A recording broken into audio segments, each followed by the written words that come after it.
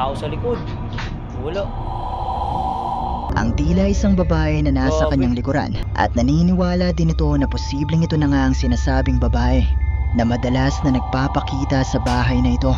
Yan, subscribe nyo sa Sir Crips ha. Siyempre, huwag nyo kami i-claim. Sir Crips. Ang bidyong ito ay ipinadala sa atin ng isa sa ating mga viewers na si Natalie. At mula naman di umano ito sa isang TikTok user na hindi na niya maaalala ang pangalan.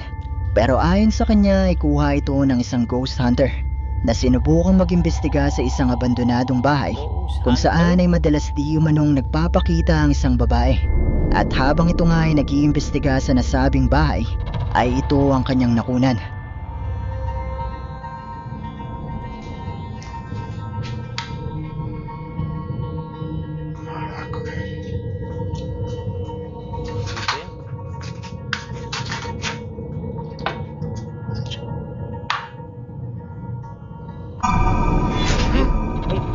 Tao sa likod. Wala.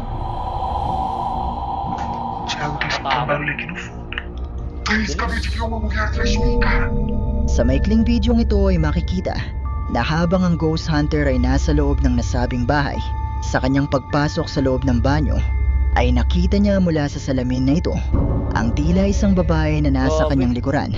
Pero sa isang segundo lang nang siya ay lumingon dito, ay wala namang babae na naroon. Nakakatakot. Tim lang. Kita ang braso. Nataranta siya eh. Ang bilis eh. Walang muka. Ayon sa ating sender ay naniniwala ang uploader na posibleng isang multo ang nakunan ng ghost hunter mula sa refleksyon sa salaming ito. At naniniwala din ito na posibleng ito na nga ang sinasabing babae na madalas na nagpapakita sa bahay na ito. Pero kayo, ano sa tingin nyo ang isang ito? 50-50 pero siguro hindi ko pa nakikita. Ang content creator na si Herbie Yomori na may-ari ng YouTube channel na Galaero TV kasama ang kanyang team ay nagtungo sa bundok Makiling para subukang mag-overnight camping sa Botanic Garden. Pero dahil hindi pala pwedeng mag-overnight dito, ay nagpaalam na lang sila sa mga lokal na payagan silang mag-overnight sa ibang lugar na malapit dito. At matapos nga nilang makahanap ng pwesto at sumapit na ang gabi, ay dito na nagsimula ang mga kakaibang pangyayari. Legit yun, lahat kami nakarinig. Sabi po kung sakaling na-insulto kayo sa pinag-usapan namin. Ano yan? Marami talaga dyan. Mga puno yan. Maraming kanto dyan. Pero mag-ilaw to. Hindi niya mahanap yan. Tingin ka sa paligid ah. Salita kasi ulit eh. Gagawin namin. Ayun talaga. Kung saan... Budget na yun eh. Kasi yun naman sinabi namin pag may nagsalita pa ulit. Kasi ano, yun na yung parang cue namin na pag may nagsalita ulit, narinig kami nagsalita, bababa na kami. Bali, ang gagawin doon na lang kami mag-chill sa tabi ng sasakyan. Magsiset up kami doon ng lamesa. Tapos, doon na sila magiinom. No choice na kami, hindi na kami makakauwi dahil yung gate dito sinasarado. So yun, magpapack up lang kami saglit tapos baba tayo.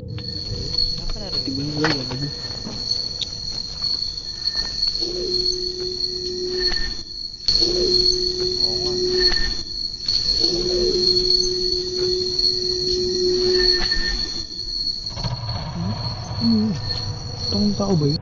Pre, iba na yun, tara na. Tao ba yun? Gagawin.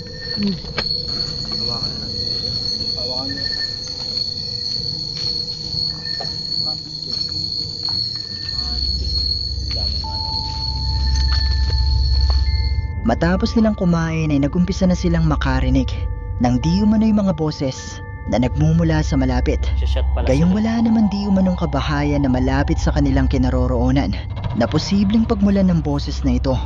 At nang muli nga nila itong marinig, ay dito na sila nagdesisyon na bumaba Lalaki nila. at magtungo sa bahay ng isa sa mga lokal na nagbigay ng permiso sa kanila. Pero habang sila nga ay narito, ay merong nangyari na talaga namang mas nakapangingilabot. Ha? Hindi yung sabi, pero parang lakain ko na dun. Parang ano? Parang ano tayo? Parang... May bahay ba dun tayo? Ha? May bahay ba dun? Wala. Kaya hindi siya may taas tayo. Lumayanig. Lumilindol. Kaya hindi siya may taas tayo. Lumilindol. Kaya hindi siya may taas tayo. Hindi kayo nag... Hindi kami tayo. Hindi. Hindi, meron talaga, pre. Meron talaga. Grabe. May nagpaparamdam talaga dun tayo. Sinundan kayo. Medya. Sinundan. Wala po kami. Wala naman itong balak na masama. Gago. Sinundan kayo ah. Kasi tatay. Ang lakas ng Sinundan pre. kayo ah. Ito lang yung bahay ni tatay, yung ano ninyo. Oo. Oh. Ramdaman ko eh. Pero marulo. Sinundan daw sila. Pasensya na ako. Pasensya. Pensya na po. Habang sila ay nag-uusap ay bigla na lang nayanig ang kanilang paligid na mapapansing nagpagalaw din sa galon ng tubig na ito.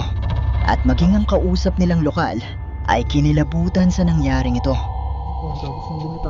Hindi pa ba ano? Hindi pa ba na ganun? Ito. Gago, hindi ako nakahawak. Lahat tayo nakaramdam. Hindi ako nakahawak. Alam mo yung lupa. Alam mo yung lupa.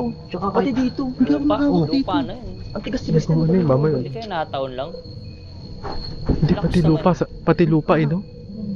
Parang sa atin ng parte. Kahit tingnan mo tayo, kahit alugin ko. Wala oh. Wala nga, wala. Iba, hindi nyo talaga kayang ugain to. Diba? Tapos tatay nga nakaramdam. Nakaramdam. Saman ko eh.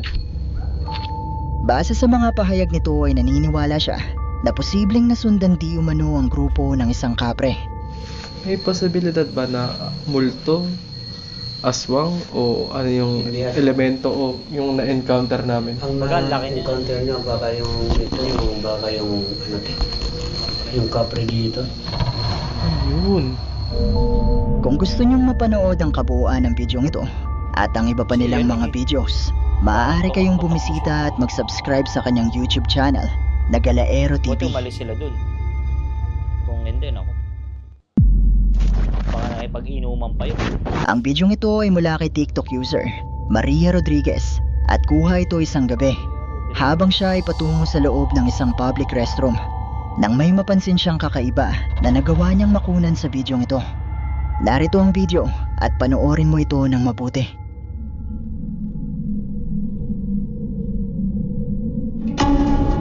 Uy, putik. Ang haba ng buhok. Kasing haba ng buhok ko. Nakatingin pa. Habang siya ay papunta sa loob ng public restroom, ay nakita niya ang Sisilipan. animoy isa pang babae na may mahabang itim na buhok na tila ba nakasilip sa kanya mula sa loob ng isa sa mga cubicle.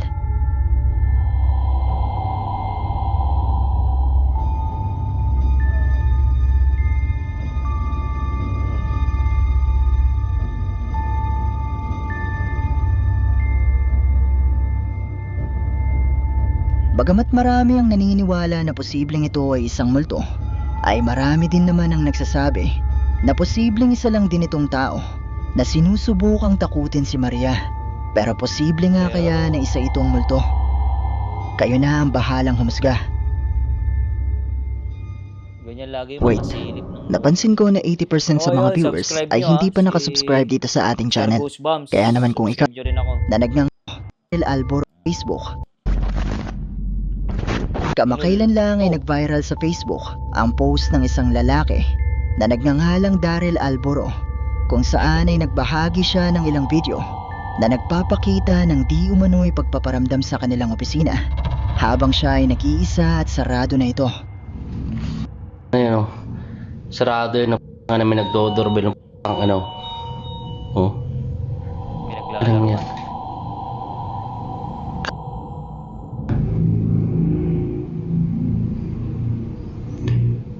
Sarado yun, no? Ano, sino kayo nagdodoorbell dyan na ano?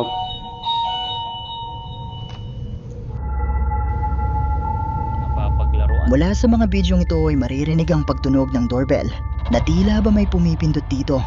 Ibinahagi din niya ang isang video na nagpapakita na nasa loob ng roll-up door ang doorbell, kung kaya naman walang ibang makakapindot dito kundi ang mga nasa loob ng opisina, pero tandaan na nag-iisa lamang siya nung mga sandaling ito.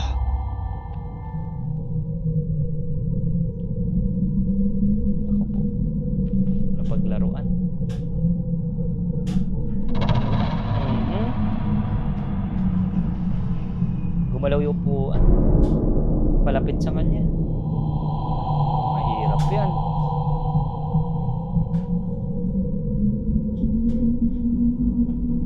Tagal.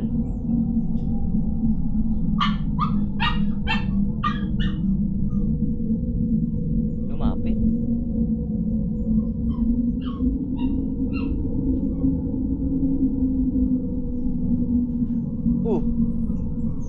Ang lakas. Dalawa. Hindi talaga ako tumitigil Kinalampag yung kinalampag yung pinto. Kina. Pag yung yung sliding, roll up. Mabait ako hindi ako na hindi ko kayo ginagalaw. Lakas.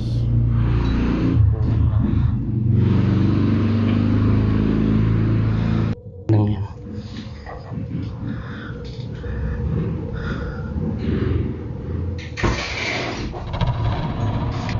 Nyo, uwi na nga ako. Ang marami. Sinubukan niya itong balewalain nung una, pero makalipas pa ang ilang minuto, ay nakita na niyang gumalaw ang mga upuang ito Marami. at dito na siya nagpasyang umalis sa kanilang opisina. Ayon pa sa uploader ng video, ay ito na ang huling araw nila sa opisinang ito dahil lilipat na sila ng pwesto at naniniwala siya na posibleng napagtripan siya ng kung anumang nagpaparamdam nung gabing ito. Pero posible nga kaya na isang multo ang nagparamdam sa kanya? Malaya kayong i-comment sa ibaba ang inyong mga opinyon. Ano daw? OT na OT.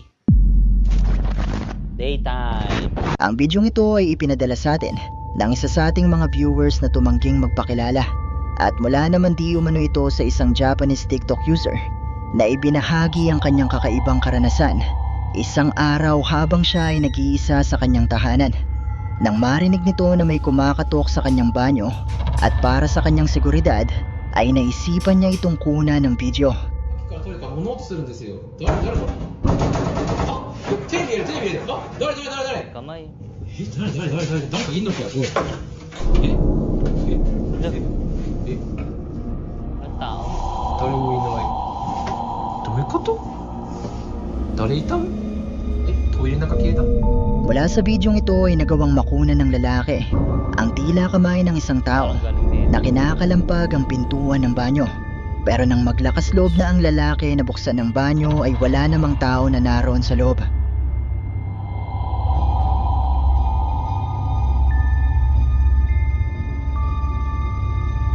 Humihingi ng tulong. Ang galing, sakto. Diyan pa talaga siya umano sa may ilaw. Sa transparent. Naniniwala ang uploader maging ang mga nakapanood ng bidyong ito na posibleng isang multo ang nagpakitang ito sa banyo ng kanyang bahay.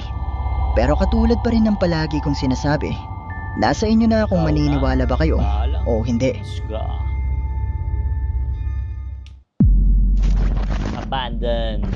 Ang Japanese ghost hunter na si Go, na may-ari Yung mga ng Japanese, YouTube may channel na response Ghost sa Solo Japanese. Infiltration, ay bumisita sa isang abandonadong lugar sa Japan na sinasabing puno ng mga pagpaparamdam. Japan talaga, ang At daming gusto niyang malaman kung totoo nga ba ang mga kwento na merong nagpapakitang mga multo dito. At una nga siyang nagtungo sa nasabing public restroom kung saan pinaniniwalaang nagpapakita ang isang batang babae. この目の前にあるのがね、幼い女の子の幽霊が出るっていう噂のあるトイレです。実はね、僕この場所を以前訪れたことがあって、ただね、一人で来るのは初めてです。なんとなく雰囲気は記憶にあるんですけど、このトイレはしっかり見てないので、ちょっと見ていきます。なんか匂いがすごいな。あれ？断水中トイレ使用禁止。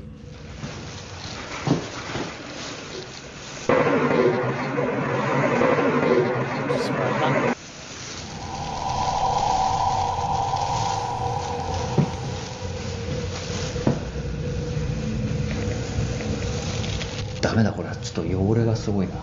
幽霊が出るっていうね噂を聞いてるからっていうのもありますけど、だいぶやばそうな雰囲気のあるトイレですね。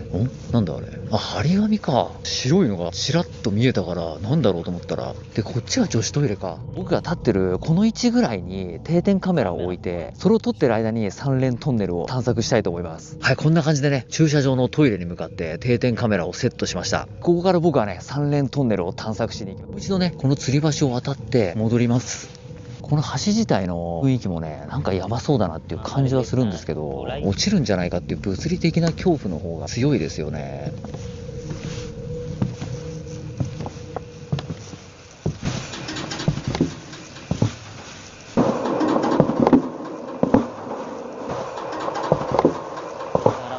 May naglalakad din. なんか音するなって思うんですけど、僕が歩くとねやっぱ足が揺れて、それのきしんでる音なんだろうなこれ。あ、ちょっと待った、すんげえ揺れてんだけど、風？でも今日風全然ないんだよな。急にすげえ揺れ出したんだけど、これやばくないか。なんでこんな揺れてんのいきなり。僕がねちょっと動いたぐらいじゃそんなに揺れないんですけど、この音聞こえるかな。ちょっと映像じゃね分かりづらいかもしれないんですけど、動いてないのにすんごい揺れてるんですよ足が。これやばいな。こういう暗いねトンネルとかって結構コウモリいるイメージありますけど、唯一初めて見つけましたね今日。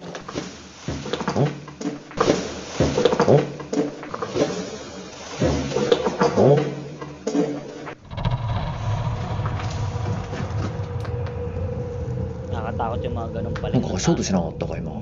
音がね響くようなトンネルだと、自分が歩いた足音がね反響して足音聞こえたみたいに勘違いすることがよくあるんです。たどり着けないんだけど、どういうこと？特にトンネル内で止まって喋ってとかってやってなかったんで、なんでこんな時間かかるんだ。おかしいぞ。これ最初に通ったトンネルと一緒だよな。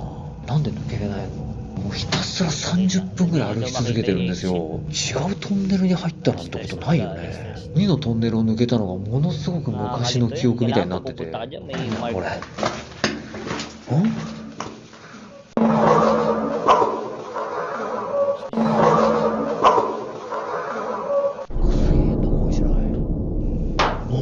なんだ今の音。壁に何かがぶつかるような音がしましたね。しかもなんかすごい変な声みたいなの聞こえたし、高い子供の声みたいな感じじゃなかった。耳鳴りなくなったわ。大きな音聞いたからかわかんないけど、眠気もなくなったな。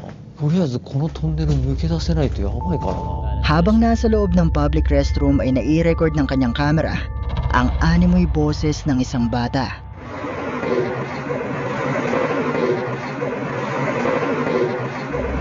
Matapos nito ay pumasok siya sa loob ng tunnel at nai-record niya dito ang mga kakaibang tunog at boses na hindi niya alam kung saan nga ba nagmumula.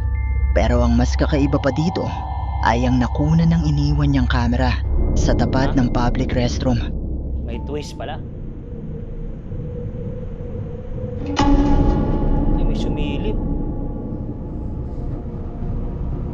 Okay. Ganyan talaga yung mga silip ng mundo. Pasilip lang.